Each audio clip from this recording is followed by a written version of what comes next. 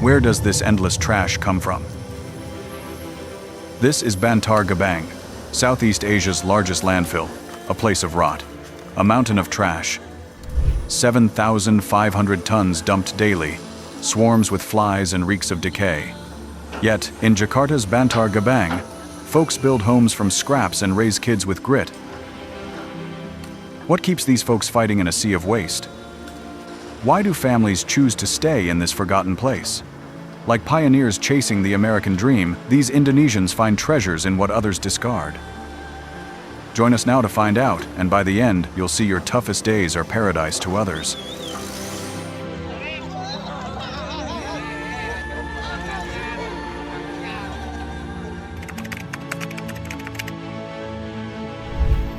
In the industrial outskirts of Bekasi, east of Jakarta, Indonesia's bustling capital, Bantar Gebang stands as Southeast Asia's largest landfill. A 110-hectare sprawl, equivalent to 200 football fields. Born in 1989 on fertile rice fields, it's now a patchwork of trash, woven by decades of neglect. Once, farmers tilled this land for rice. Today, an estimated 3,000 folks dig through garbage for survival, building a self-made economy from what Jakarta discards.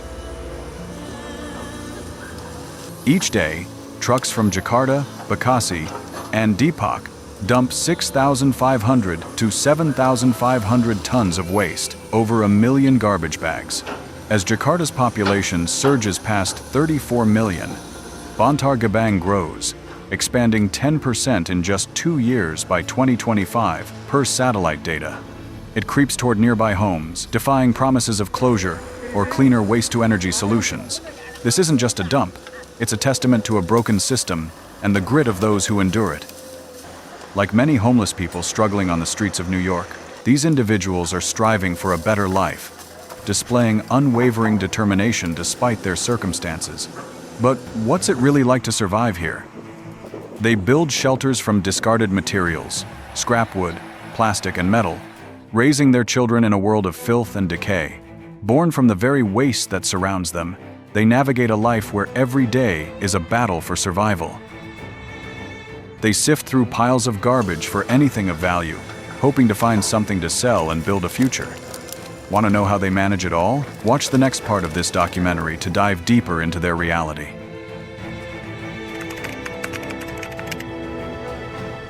This isn't a temporary camp. This is a permanent home for thousands, a long-term community forged by waste and held together by survival. Arif, a 25-year-old newcomer to the landfill, whispers in despair, "I couldn't eat for weeks when I first arrived. The smell like sour milk mixed with something dead made me vomit every single day. But over time, even the unbearable becomes routine." In Southeast Asia's largest landfill, anywhere from 6,000 to 20,000 people now live and work, scavenging through mountains of refuse to find anything that can be sold: plastic bottles, copper wire, aluminum cans, anything that can earn them a few rupiah.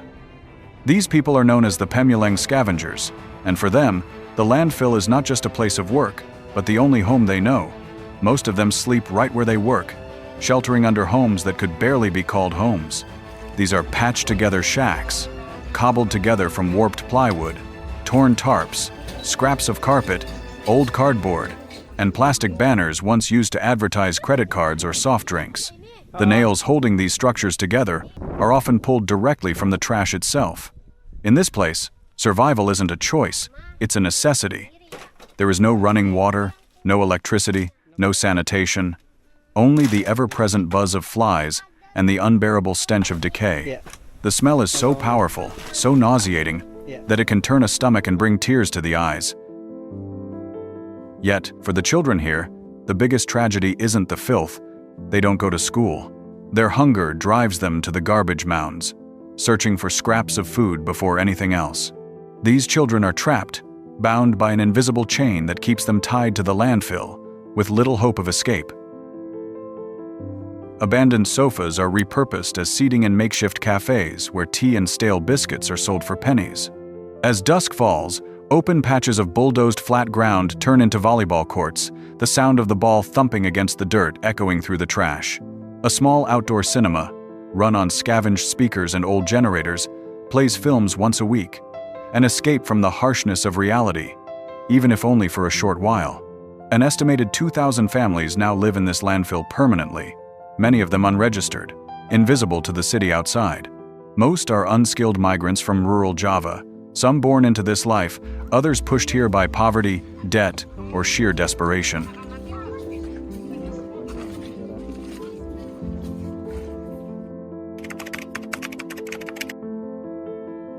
Survival at Bantar Gebang is difficult for anyone, but for women, it's an entirely different struggle, one that is often unseen and unnoticed. Women make up nearly 40% of the scavengers here, and many are single mothers, tirelessly raising their children while sorting through mountains of waste for scraps to sell. For some, it's the only way to make enough to buy a bit of rice or the basic necessities, like used baby formula. But the landfill provides no safety for anyone, and for women, it can be especially unforgiving. There are no toilets, no privacy, no walls, just trash piles towering around them. Most women must relieve themselves behind mounds of garbage, shielding themselves with torn plastic or pieces of cardboard. When menstruation comes, the situation grows even more difficult. Without sanitary pads, many women resort to using rags they find in the trash, strips of fabric that may be stained or soaked in who knows what. That's crazy, but it's true. Showers are a luxury, and the most they can hope for is a shared bucket of water, if they're lucky. But the real danger begins at night. With no electricity and most shelters left in darkness after sunset, women are forced to navigate the landfill with only rare flashlights. The fear of walking alone, especially to use the bathroom or return from the sorting fields, is constant. Some have reported instances of harassment, groping, or worse, particularly in the darker corners of the landfill, where people work long after the sun sets to meet their daily quotas. There is no police presence, no legal protection, and no hotline to call for help. Yet, somehow, they keep going. Some children are born in this harsh world without ever knowing who their father is, their lives defined by uncertainty from the very start. These women, forgotten by society and invisible to the city, wake before dawn, strapping their babies to their backs and return to the trash.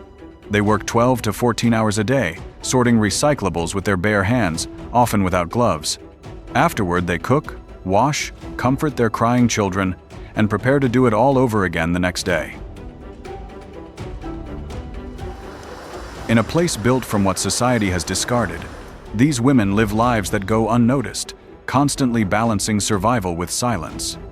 But what you've heard so far is just the surface. There are truths even darker beneath the surface, and they will leave you questioning everything. Will you stay with us until the end of the video to discover what lies beneath the piles of garbage? You won't believe what you'll learn next.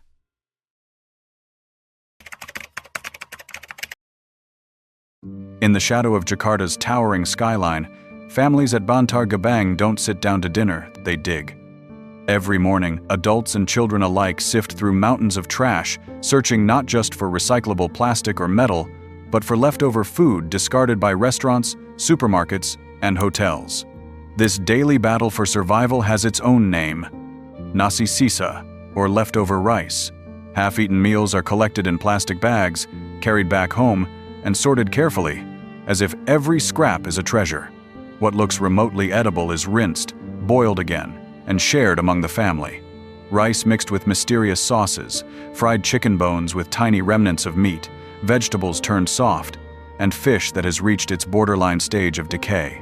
Sometimes, they get lucky: a sealed box of crackers, an expired carton of milk, or even an unopened snack pack.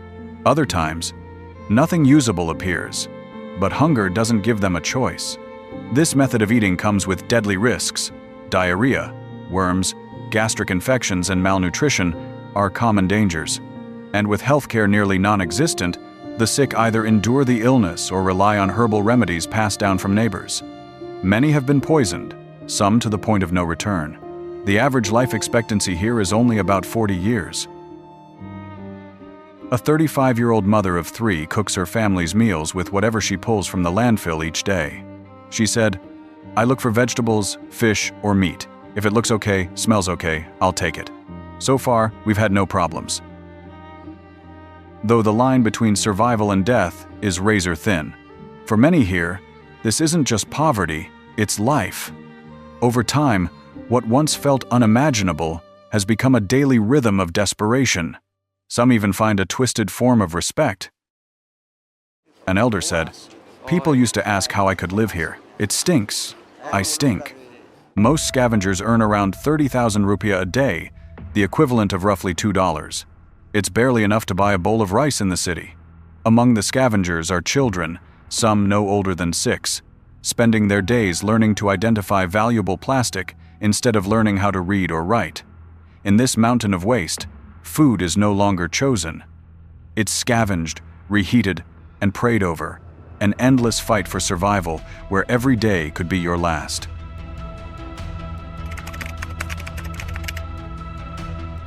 Childhood in Bantar Gebang doesn't start with toys or school books. Instead, it begins with trash. Here, in Southeast Asia's largest landfill, every pair of hands plays a role in putting food on the table. In a place where survival is a daily battle, children often grow up faster than they should. Many have never been to school. With families barely scraping by, the cost of uniforms, books, and transport is out of reach. Instead of classrooms, these children grow up beside garbage trucks, sorting through mountains of waste.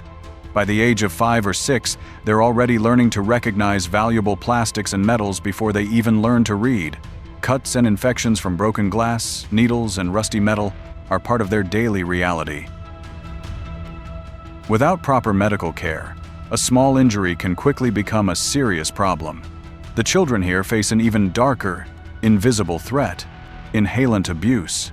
Without supervision, playgrounds, or basic activities, some turn to sniffing industrial glue and escape from hunger and hopelessness. Despite efforts to intervene, this issue continues to grow. A few local organizations have set up makeshift classrooms, often in small shelters near the landfill. But these lessons are irregular, interrupted by the noise of machines and the endless flow of garbage. For many children, education is a fragile hope. They earn only about 30,000 rupiah a day, around $2, barely enough to buy a simple meal. Over time, what should have been temporary becomes permanent. Childhood slips away into survival, and many children are left with no other option but to grow up fast. In Bantar Gebang, life is harsh, but for these children, it's the only life they've ever known.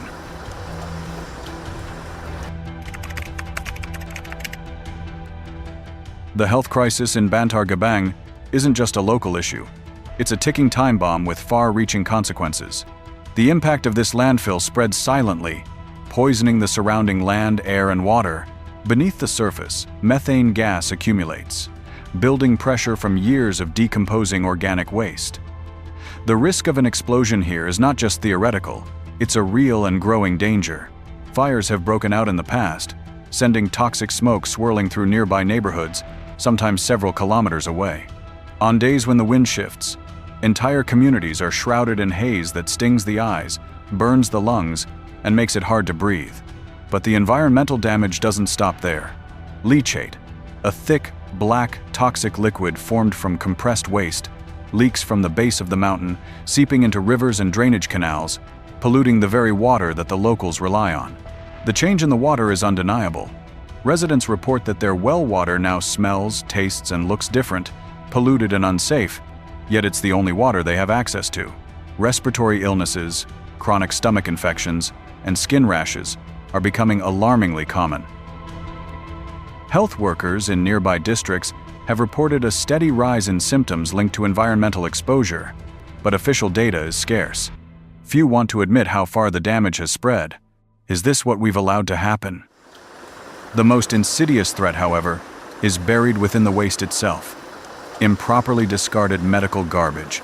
Scattered among the everyday trash are used syringes, blood-soaked bandages, expired medications, IV fluid bags, and surgical gloves, all dumped recklessly, without proper separation or safety protocols.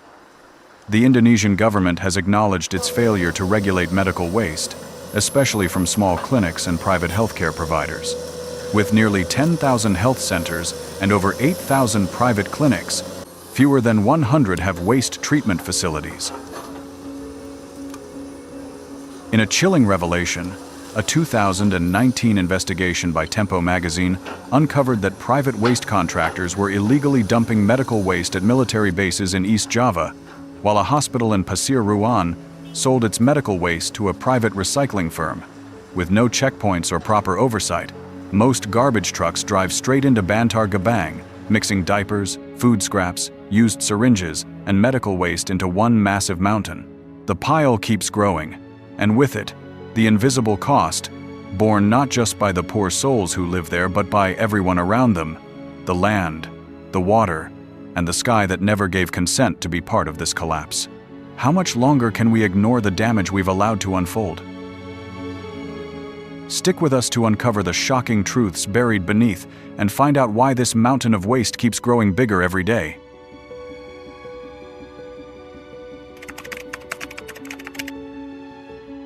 What if the trash you throw away doesn't just disappear, but instead travels to the poorest corners of the world, poisoning lives in ways you can't see or imagine? In Bantar Gebang, waste is more than just a burden. It's a dangerous reflection of inequality carved into the very ground. Each day, thousands of tons of garbage flow in from Jakarta's wealthiest neighborhoods, places with high-rise condos, luxury malls, and office towers with mirrored glass. These districts produce mountains of waste behind closed doors, but rarely do they face any consequences. The trash vanishes from sight, like magic. No fines, no tracking, no accountability. But that waste doesn't just disappear. It travels quietly to the margins, to the outskirts, where the poorest are forced to live.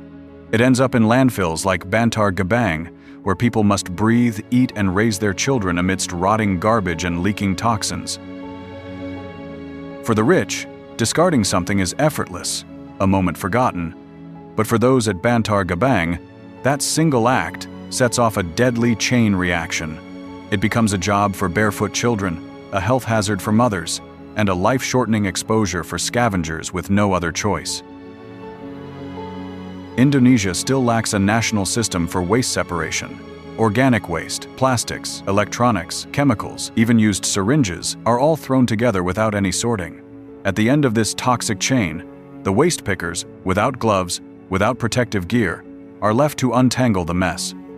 Every bag they open carries the risk of infection, injury, or worse. The idea of a circular economy, where waste is minimized and materials are reused, is often discussed in policy speeches. But on the ground, it's underfunded, patchy, and symbolic. This isn't the fault of the people living in the waste. They didn't create this system, nor do they benefit from it.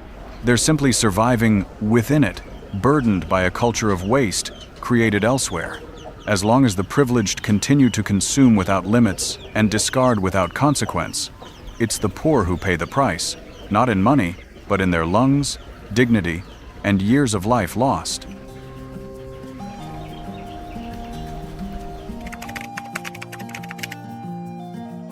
One of the most inspiring stories is that of Reza Boenard, a woman who spent her childhood on the slopes of this garbage mountain. She watched as green rice paddies slowly disappeared beneath 6,000 tons of Jakarta's waste, and like many children here, she was teased at school for the sour stench of the landfill that clung to her clothes and shoes. But Reza didn't run away from her past. She chose to return, armed with education and a powerful vision for change. Reza founded the BGBJ Center, short for Seeds of Bantar Gebang, a beacon of hope amidst the waste. This center offers after-school programs and creative workshops for local children, aiming to break the cycle of poverty and provide a future beyond the landfill. In addition, BGBJ operates a small guest house where volunteers, researchers, and visitors can witness life on the edge of Jakarta's trash system. A recycling studio trains women and young people to craft household products from waste, with profits supporting the community. This year, Reza partnered with Arby, a social enterprise, to turn plastic waste from Bantar Gebang into commercial-grade building materials, a way to give waste a second life and dignity to those working with it. Despite these noble efforts, the reach remains limited, and the communities continue to wait for a larger policy shift. But as waste continues to pour in truck by truck, these small but powerful acts of kindness and resilience remain a glimmer of hope in an otherwise unforgiving world.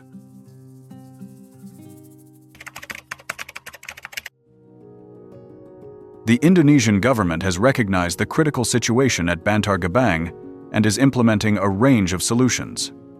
One promising initiative is the Waste-to-Energy facility. Established in 2019, this plant aims to convert waste into electricity, addressing both the waste crisis and energy needs in a sustainable way. While the plant's capacity remains limited, it represents a vital step toward managing waste more responsibly and reducing landfill size. Furthermore, the Indonesian government passed Presidential Regulation Number 35/2018, which promotes the creation of additional waste-to-energy plants across the country. The government also aims to achieve 100% waste processing by 2029, which would involve comprehensive waste management strategies, such as recycling and reducing landfill reliance. Despite these positive steps, the situation at Bantar Gebang remains grim. The landfill, in operation since 1989, is approaching 86.4% of its maximum capacity, which makes its continued use unsustainable. If effective alternatives are not put in place soon, Bantar Gebang could transform into a permanent garbage city, further endangering public health and the environment. The surrounding area is already suffering from air pollution, contaminated water sources, and growing disease outbreaks linked to waste exposure. In the future, without a significant change in policy and investment in better waste management technology, Bantar Gebang could become a permanent environmental disaster. While the government is working on solutions, the scope of the challenge requires immediate and extensive action. Indonesia must ramp up efforts to implement a national waste separation system, encourage community-based recycling projects, and improve waste management infrastructure. The consequences of inaction will not only affect the people of Bantar Gebang, but could set a precedent for other urban areas struggling with waste issues. We must act now, before it's too late.